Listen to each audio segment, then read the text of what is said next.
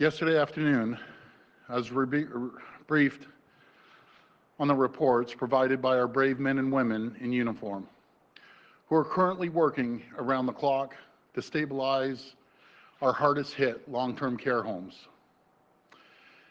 After being devastated by a serious COVID-19 outbreaks, these 5 homes had reached a crisis situation.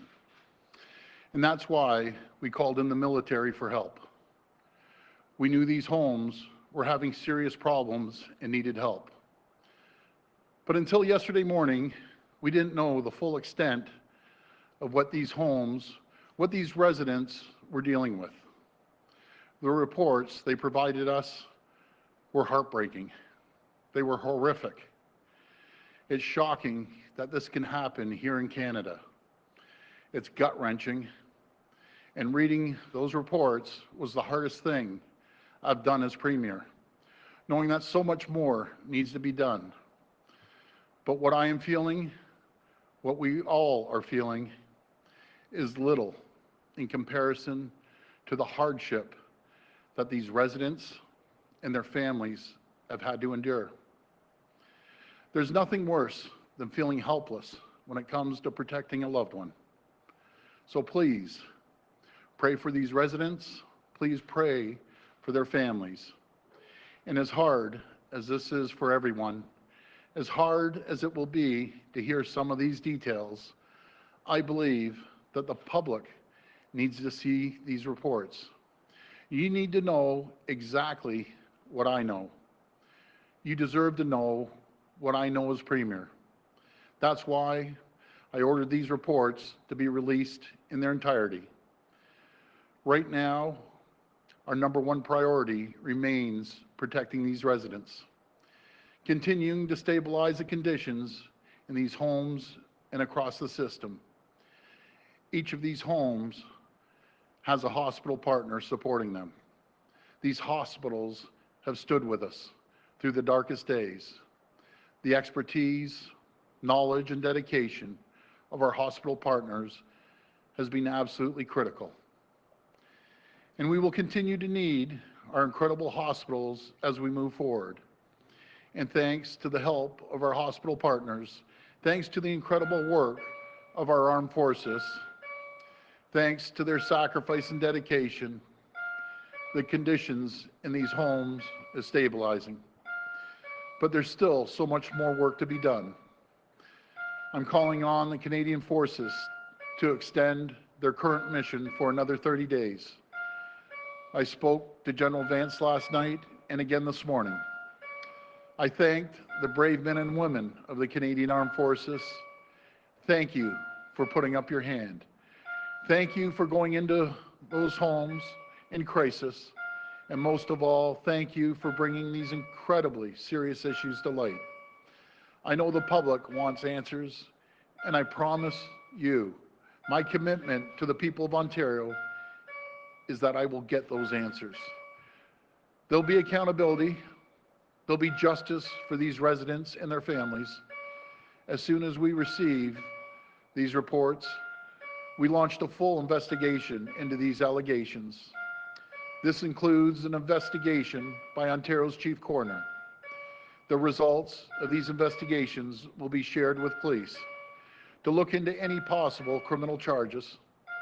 And I will also make the results of these investigations public, because we all want answers. We need answers. That is why I ordered these reports to be released in their entirety, so you can see what I've seen, so you can fully understand what I understand, that we must change the system. This tragedy must serve as a wake-up call to our entire country. And it's no secret that COVID-19 has taken a system with deep problems, a system that has been neglected for years and pushed to the brink. COVID-19 has exposed the deep cracks in long-term care system. And it's up to us now to fix these problems. And it is up to us to face the hard truths that have been ignored for decades. And from our first day in office, we got to work, but fixing a broken system Fixing a system that has suffered from decades of neglect takes time, and it takes massive resources and billions of dollars. But we know that we must do better as a province, that we must do better as a country, because this isn't a problem that is unique to Ontario. As Canadians, we must protect those who cannot protect themselves. I spoke to the Prime Minister this morning. I thanked him again for the support of the Canadian Forces. I told him that after reading this report, now more than ever, it is clear there is a need. We must work together. The Prime Minister offered his full support, and I am grateful for the Prime Minister's commitment to working with us to solve this problem, because we need their help if we're going to fix this broken system. A system with hundreds of facilities, tens of thousands of residents and workers. We can't do it alone. We need the federal government at the table as a funding partner. And today, I'm calling on the Prime Minister. Support us as we move forward. Help us fix this problem. We can't fix it alone. No province can fix it alone.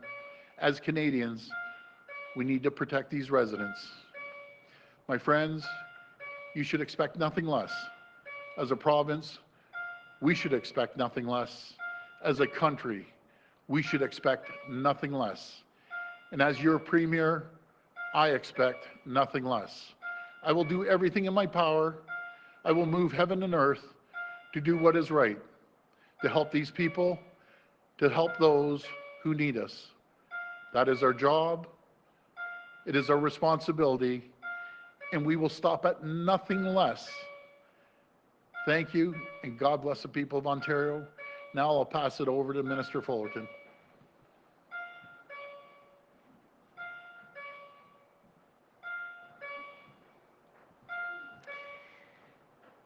Thank you. The health and safety of our residents in long-term care homes is our government's top priority. And that is why on April 22nd, our government formally requested assistance from the Canadian Armed Forces at 5 long-term care homes in Ontario that were in crises. These homes faced significant challenges, including staffing, infection prevention and control, resident safety, food preparation, and janitorial services.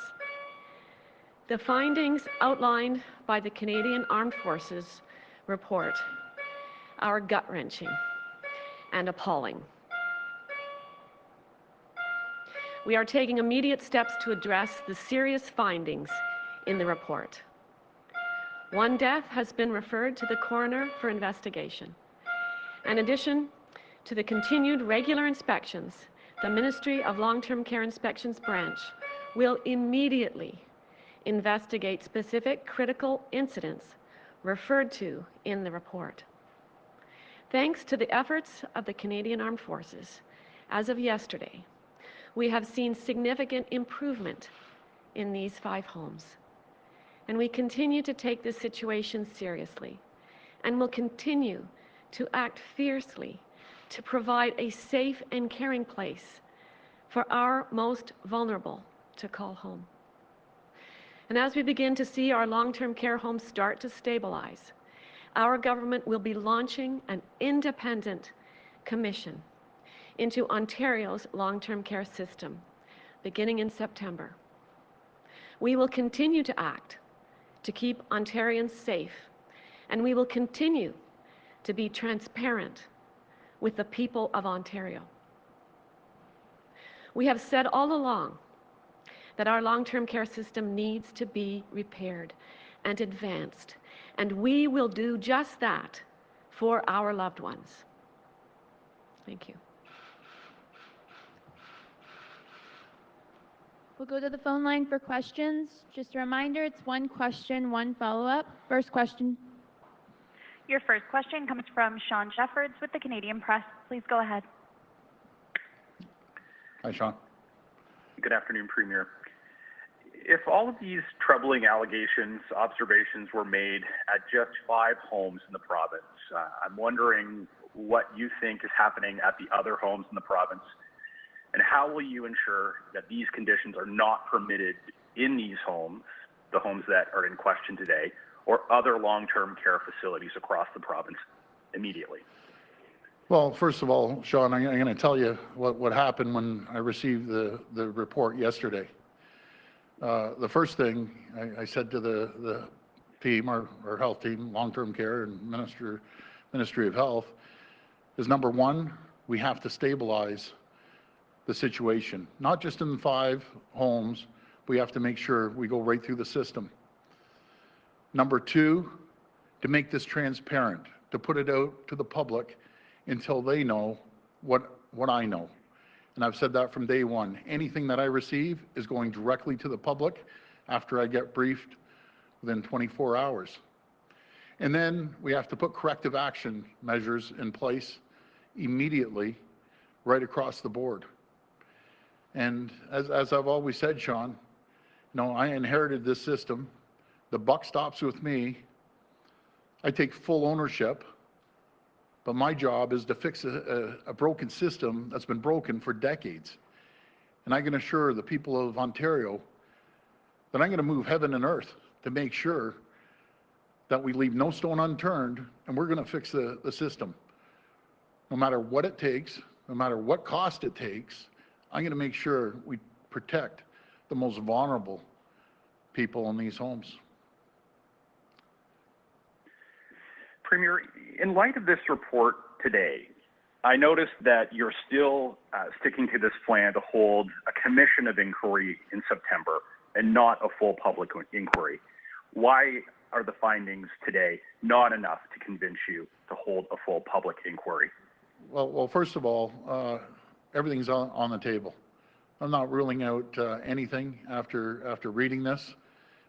My immediate reaction, as I said, is to make sure we stabilize these homes and any other homes. And we did four things off the top of my mind right away. We knew there's a crisis. I came up here many times and saying the system is broken. We have a crisis. We called in the public health. We called in support from the hospitals. We put a call out there for volunteers, and I'm grateful for the volunteers. And the last resort, which is serious, we called in the military. We called in the military, and thank God for the military, the men and women that came in to support us. And I talked to General Vance, and I thank him again. I thank the men and women that had those sacrifices going in there. And as you know, quite a few of them ended up catching COVID. But they went in there, and now we have a clear report of a system that has been broken for decades. And we're going to fix it. We're going to fix it. We're going to do whatever it takes to fix it. Next question. Your next question comes from Travis Danraj with Global News. Please go ahead. Hi there, Premier. I'm going to be a little bit long-winded today because I think some of these allegations, some of the observations, that is, are important to point out. Soiled residents not being changed, leading to skin breakdown. Little to no disinfection of facilities. Pressure ulcers due to little or no turning of bedridden patients. Cockroaches and insect infestation. Forceful feeding causing audible choking. And on and on and on. You said that you're horrified by this. You are in charge. You're ultimately the boss. Yep. Did you fail seniors in this province? I know that you talk about this as a system that's needed to be changed for some time, but you have been the premier for some time. And families that have had loved ones die, families that still have loved ones in these facilities, would like some answers and some accountability. So did you fail seniors in this province? I don't feel our government failed seniors. Matter of fact, we saved a lot of lives by doing what we did, putting actions in place, by calling in the military, by calling in public health, by getting hospitals in there to support them. Travis, you've been around long enough. You understand this system was broken.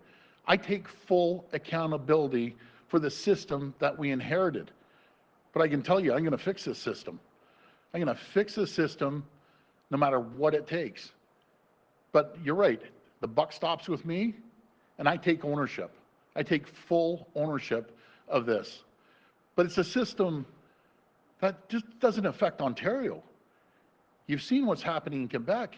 You're seeing what's happening across the country, and just because we have the largest population, you're really seeing it in Ontario. But we're going to make sure we fix it. Travis, I came up here over and over and over again saying the system was broken. Do we know the absolute extent until I read this report? Not at all. I didn't know the deep, deep roots of it. Did I know the system's broken? 100%. But I can tell you, no matter what it takes, we're going to fix this system. But Premier, there are other provinces that have taken over long-term care. Do you think it is time now, considering all of these very shocking, very horrifying observations that the military had to find out and the federal government had to let you know about, do you think it's now time for the province to take over long-term care and integrate long-term care into the public health system? Well, I can tell you the system's broken and everything's on the table, Travis. I'll do whatever it takes. If that's what it takes, that's what we will do. Again, I'm putting everything on the table here. The public needs to know exactly what I found out yesterday afternoon. After the press conference, I got briefed on this, and it was gut-wrenching. When I say gut-wrenching, I was up, and I'm sure everyone was up, I was up all night thinking of this. You know, the families that go in there, you know, and they see their loved ones, and they see this report. You know, I get it.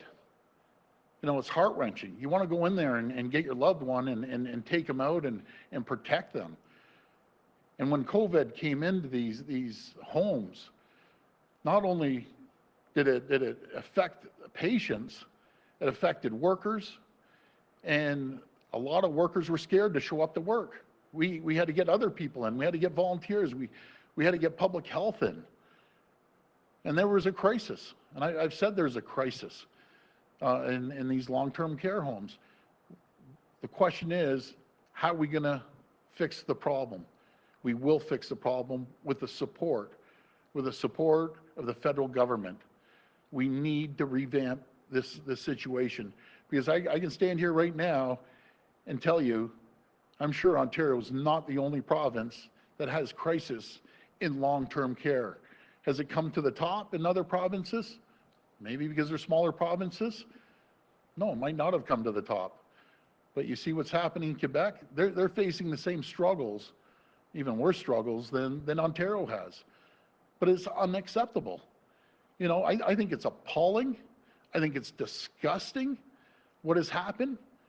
Just the dignity of these patients in long-term care not being cleaned. These are just standard operating procedures to clean someone. When you feed them, you lift them up. I'm not an expert in health, but I know when you feed someone, you lift them up and feed them. It's so disturbing when I read this. It was hard to get through. It was the worst report, most heart-wrenching report I have ever read in my entire life, ever. But we're gonna fix this, Travis. I promise you, and I promise the people of Ontario. Next question. Your next question comes from Lisa Zing with CBC News. Please go. Hi there, Premier. Obviously, you know, an emotional issue for a lot of people. I see you're emotional as well. You know, the people who have died, when we see these numbers and the conditions, people being force-fed and left to cry for help for 2 hours, that's someone's mom or dad, Sure. sister or brother. So what do you have to say to the families who are actually living through this? It's heartbreaking. It's heart-wrenching, but there's going to be justice. There's going to be accountability. That's what I'm going to tell them, or I'm telling them right now. We're going to get down to the bottom of it. To leave someone that has fallen out of the bed and just leave them there, or simply not cleaning someone, it's appalling. It's absolutely appalling. How can you leave a loved one? Relate to your family. Relate to a mom or a dad what you would do for your family. I would do anything for my mother. You know, as I've said, my mother-in-law's in there. You know, Carla's just absolutely beside herself, along with 70,000 other families are beside themselves, wanting to run in there. As she said, I don't care, I'm going to get my mother. You know, that's the first instinct. Go save your mom or your dad. That's the instinct. Sorry. Thanks very much. And my follow-up question is for the Minister of Long-Term Care. So I guess the province was briefed, you know, on the full extent of this issue. The Premier said yesterday, but the province has also been saying that, you know, this has been a long-standing issue. So my question is, why exactly did it take this military report and the military stepping in for you to fully understand the extent of the issues at even just the 5 homes during COVID-19 specifically? So let me give you a little bit of context. You know, going back 15, 20 years, I started as a physician actually in long-term care in the 1980s, and I know it from a personal level as well. And so the context of what has happened over 15 years, 20 years, as our population aged, as the staffing became more problematic into a crisis just before COVID, that had been on my radar, and as a Minister of Long-Term Care, I was looking to address that. We had an expert panel for a staffing study to really inform a comprehensive staffing program, and as well looking at the Justice Scalise recommendations from the previous public inquiry that was reported on in the summer of last year. Looking at all of that and understanding we had an aging population as well. So, and we're aging across the country. This is a national issue. This is something that everyone has known about for years. Our population is aging. Long-term care was ignored. Long-term care was neglected. I came here and had the privilege of becoming Ontario's Minister of Long-Term Care, the only Minister of Long-Term Care in all of Canada, thanks to Premier Ford. We were shining the light on this. We were looking at fixing a system that had been neglected and ignored for decades. And then COVID. And COVID tipped the homes that were having difficulties with staffing already right over the edge. And we were monitoring, and it comes on quickly. When COVID hits a home, it comes on quickly. And we were monitoring, we had our command table, Ontario Health involved, our hospitals involved, the public health involved, the infection prevention and control teams out, our rapid response teams, looking at everything we could do to help these homes. And then it came to the point where we needed to call in the Canadian Armed Forces. We were monitoring and watching. These homes had multiple inspections. Every year they have an inspection. There were almost 3,000 inspections last year. We also have inspections based on need that is done through any information that comes through an action line for families and residents and staff.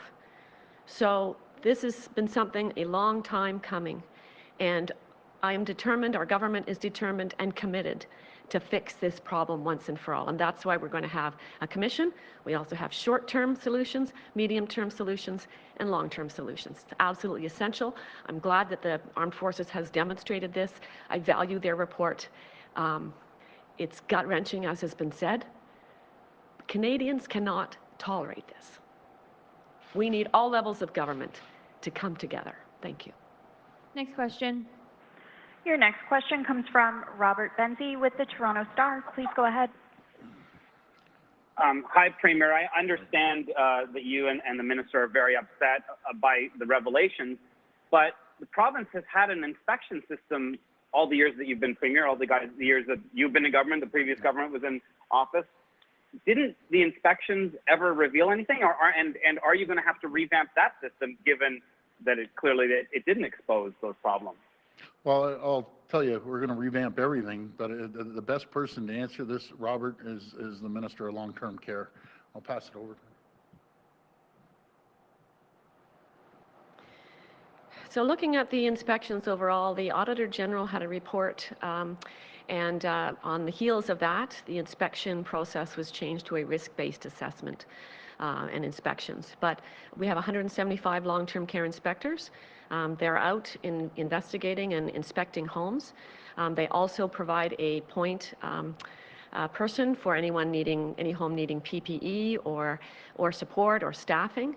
But I want to be clear, there's multiple layers of inspections that are done, and I think it's very important that this carry on. COVID, as I said, tipped our homes over the brink. This is an unprecedented tragedy across Ontario, Canada, and the world.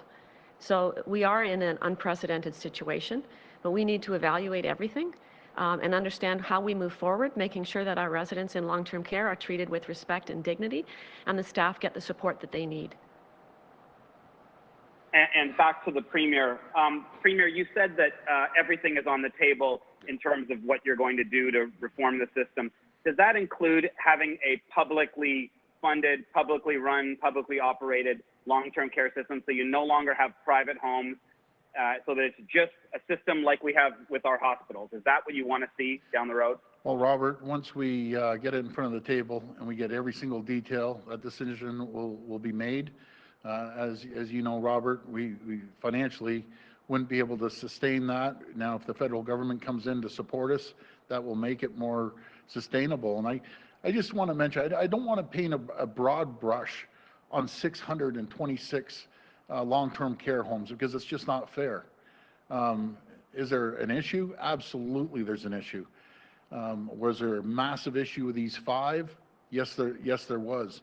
But I think it would be unfair to paint a broad brush right across the entire system, because the vast majority of the homes haven't had an outbreak, but everything needs to be inspected.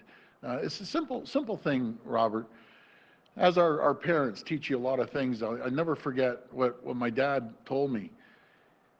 He said, I had 9 brothers and sisters, or 9 kids, 9 including himself, and his father died. He was the youngest of 9, and he said, you know something, even though my mom didn't have money, it didn't cost that much to keep a clean house.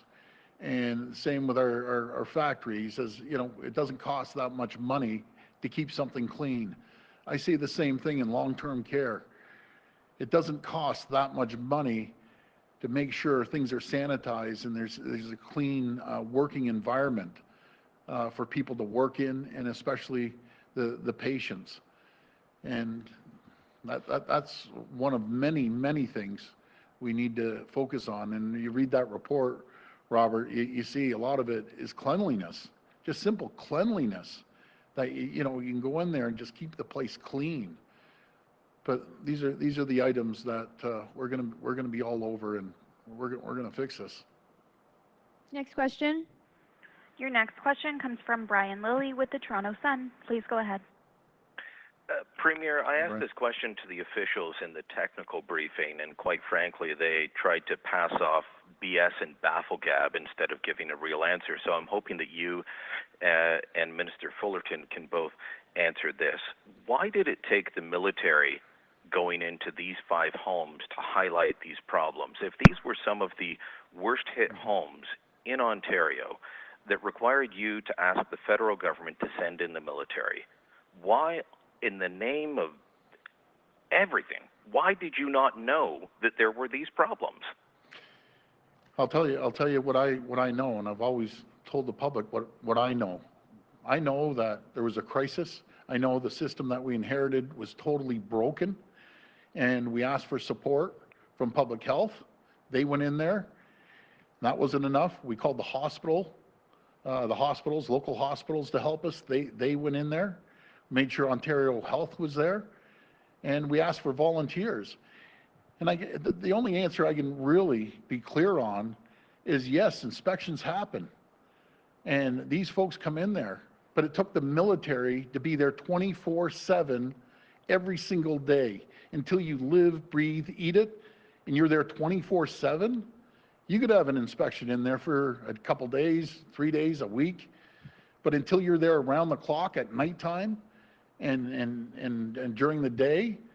I said that story, and I don't want to sidetrack, at all, Brian, but you know when I saw there was some crisis in palliative care, when my brother Rob was in there and there was 1 or 2 nurses trying to take care of, 20, 30 patients at nighttime. You don't realize it until you're there late at night and you watch the system go around the clock. And when he fell out of bed, thank God I was there, but we had no one to get him back in bed.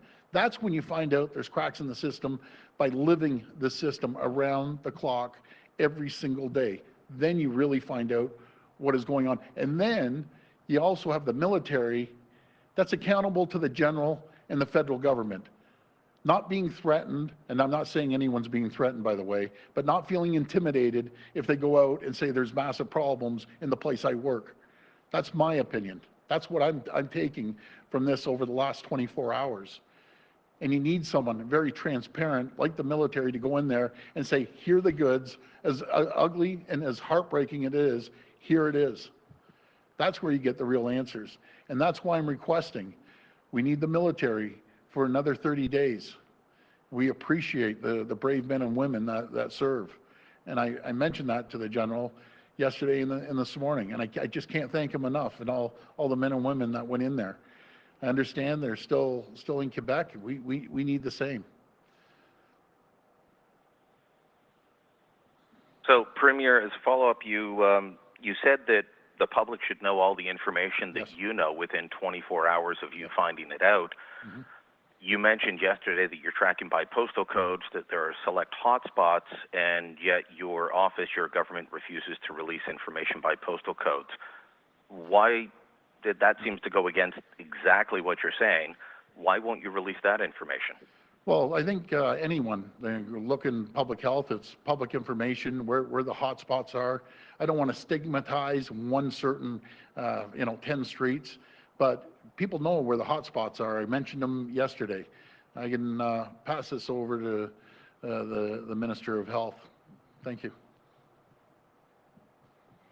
Well, certainly public health is aware of these hotspots. They are in there. They are doing the work that needs to be done to increase the testing, doing the contact tracing and follow-up. But in terms of identifying the hotspots to everyone, it could be very difficult. It could be very stigmatizing for that area to be identified as a hotspot area. It may be because of socioeconomic reasons. There may be other reasons that come into it, separate and apart from just the separate public health aspect.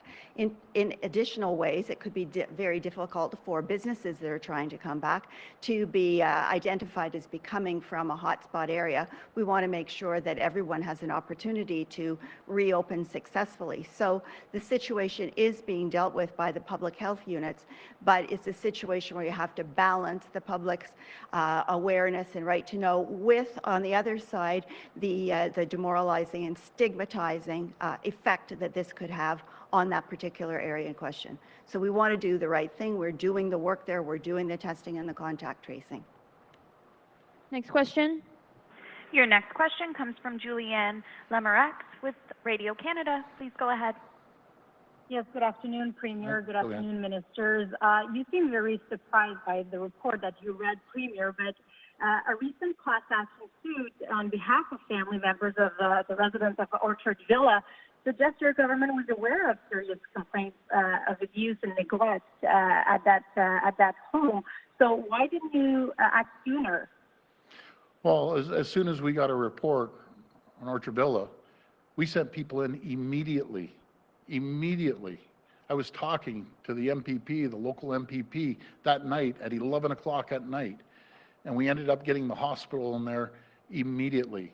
But to the extent and the details that we've seen in these reports, and they've stabilized these 5 homes for now, but we have to make sure we still have a lot of work to do. But we sent in the hospital, sent in public health, sent in Ontario Health. We had volunteers go into that home. We ended up finally calling the military in, and we did everything we could. There was nothing we've held back, nothing when it comes to supporting these homes, and it's terrible. It's terrible what has happened in these homes. Just terrible. And I'm sure that a lot of families are horrified right now. They have a loved one in a long-term care home. Should they go get their loved one and remove them from the home? Would they be safer if they were with their families? Well, again, what I said earlier on, you can't paint a broad brush on 626 homes because the vast majority aren't infected.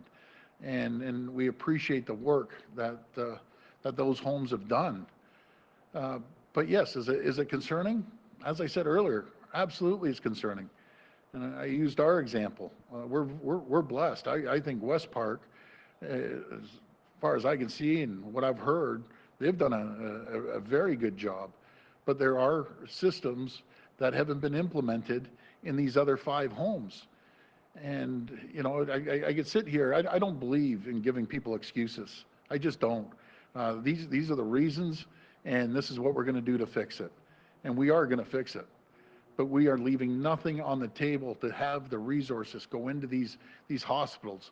Everything is on the table to make sure we fix a broken system that's been broken for decades. It's been broken for decades, and because of COVID-19, now this has come out. And you know, thank God for our military. That's all I can say. Thank you for the brave men and women that serve our country. Next question. Your next question comes from Colin DeMello with CTV News. Please go ahead. Hi there. My first question is for Health Minister Christine Elliott. Yeah. Minister, back in 2016, under the former government, you were appointed to be this province's patient ombudsman, and part of your responsibility was to look into complaints emerging from long-term care homes. Did these issues arise when you were the patient ombudsman? And if they did, why did you not highlight them when you became the health minister? Well, I can't discuss the specific complaints that I received while I was patient ombudsman, but certainly we did have responsibility for issues relating to long-term care, hospitals, and home and community care. We did hear some complaints, generally speaking, with respect to care, coordination, staffing, all of those issues, but nothing to the extent that's been raised by this particular report. This report, prepared by the Armed Forces, is far beyond my knowledge at all of the circumstances and what was actually going on in some of these homes. But as the Premier indicated, we do have to remember that out of 626 long-term care homes in Ontario, there are hundreds that have never had outbreaks, that have provided excellent quality care to patients. So we need to concentrate our efforts on the homes that have been identified in this report, making sure that we do a complete investigation, and of course fixing the system. And that is something that as a government we intend to do. Thank you. And my next question is for the Premier. Premier, you've spoken quite at length today about the decades of neglect that contributed to the current situation of long-term care, but all of this that happened during COVID-19 has happened under your watch. You say the buck stops with you. You say you take full ownership. I'm wondering, what exactly does taking full ownership actually mean? People in the next few days are going to be calling for resignations. Yeah. How do you hold your own government accountable? Will anyone resign over this? Well, again, Colin, we've done a tremendous amount of work since we've taken office. And there's the system, again, is broken. When COVID hit our country, hit the world, there's a lot of things that came to the top. No matter if it was long-term care, be it our health system, our procurement system, that's where you see the cracks in the ship. And as a province, we need to do a better job. We need to do a better job. As much as we pulled in every single resource that, no matter what government was in power, we pulled in every resource we had to go into these homes. And I'll spare no expense to make sure we fix the system. That's what we're going to do. We're going to make sure we fix the system on these homes that have these issues. That's my laser. I'm going to be laser focused on this. Last question. Your final question comes from Cynthia Mulligan with City TV. Please go ahead. Hi, Premier. Hi, Cynthia. It's not that hard to figure out what these long-standing systemic problems are in long-term care. There are no standards. There aren't enough staff. They're underpaid, they're undervalued, they're undertrained, and they're only given part-time hours. How quickly do you pledge to turn that around? You don't need an inquiry or a commission to tell you these things. I agree 100%, and that's what I've been saying right from the beginning. We know the system's broken, and when you get into the weeds and the details that I saw in this report, never in a million years would I think it would go to that extent. And I think when you read it or anyone reads this, I sat back and thought, how can this happen here in Ontario? How can it happen in Canada?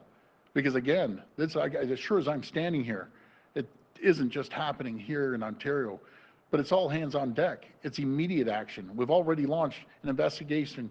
By the time I was briefed yesterday, within hours, we had an investigation from the coroner's office. The coroner's office, what they come up with will be handed over to the police to look at if there's any criminal charges involved.